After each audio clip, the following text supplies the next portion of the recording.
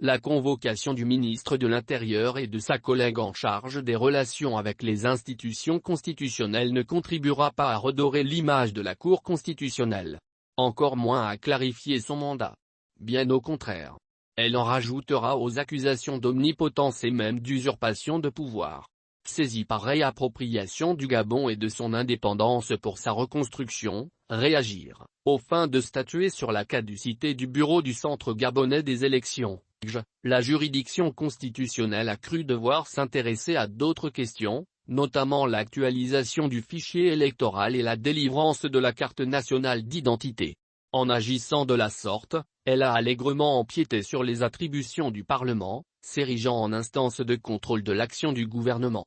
Tout à la fois juge de la constitutionnalité des lois et de la régularité des élections, garant des droits fondamentaux de la personne humaine et, des libertés publiques, organe régulateur du fonctionnement des institutions et de l'activité des pouvoirs publics, la Cour constitutionnelle tombe trop souvent dans l'outrance, s'autorisant à étendre son mandat au gré des circonstances. Disposant du droit de statuer sur les actes réglementaires depuis janvier 2021, elle vient de s'accaparer de l'une des 3 missions reconnues au Parlement. Désormais, tout membre du gouvernement pourra être invité à s'expliquer devant elle. Quelle différence fondamentale entre la question des cartes nationales d'identité et celle relative à l'adduction d'eau ou au fonctionnement des hôpitaux? Aucune elles se rapportent toutes à la mise en œuvre des politiques publiques. Mieux, elles relèvent toutes de droits fondamentaux de la personne humaine. Après tout, le droit à l'eau et à l'assainissement, comme le droit d'accès aux soins, sont reconnus comme tels. Pourquoi se priverait-elle de convoquer le ministre de l'Hydraulique ou celui de la Santé si elle en ressent le besoin? 2 prérogatives favorisent cette dérive, celle de garant des droits fondamentaux de la personne humaine et, des libertés publiques et celle d'organe régulateur du fonctionnement des institutions et de l'activité des pouvoirs publics. Jouant de son pouvoir d'interprétation, la Cour constitutionnelle leur donne un contenu modulable à satiété. Pourtant, au vu des conditions de désignation de ses membres, elle aurait pu faire montre d'un minimum de retenue.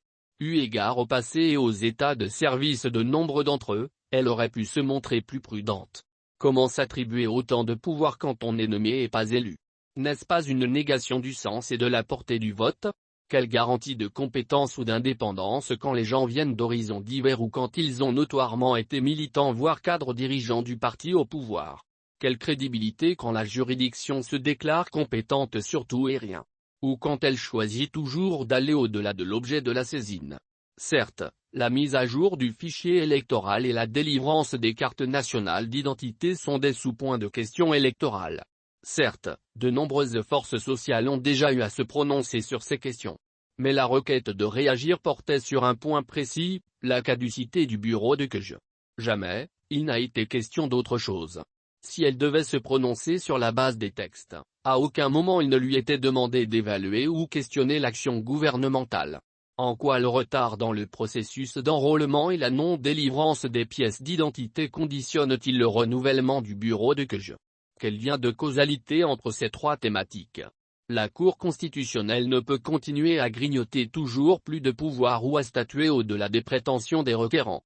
Poursuivre dans cette voie reviendrait à concentrer tous les pouvoirs entre les mêmes mains, à fabriquer un monstre voire à nier le principe de séparation des pouvoirs, au risque de gripper l'ensemble de la machine. Si elle peut se prévaloir du rôle de régulateur du fonctionnement des institutions et de l'activité des pouvoirs publics, rien ne lui interdit de mieux circonscrire son champ d'intervention. Rien ne l'oblige à faire comme si elle tient sa puissance du suffrage universel ou comme si ses membres sont des juristes émérites, respectés pour leurs travaux. Même si elle n'est ni le constituant ni le législateur, la juridiction constitutionnelle ferait œuvre utile en réfléchissant à un changement d'attitude voire à sa propre réforme.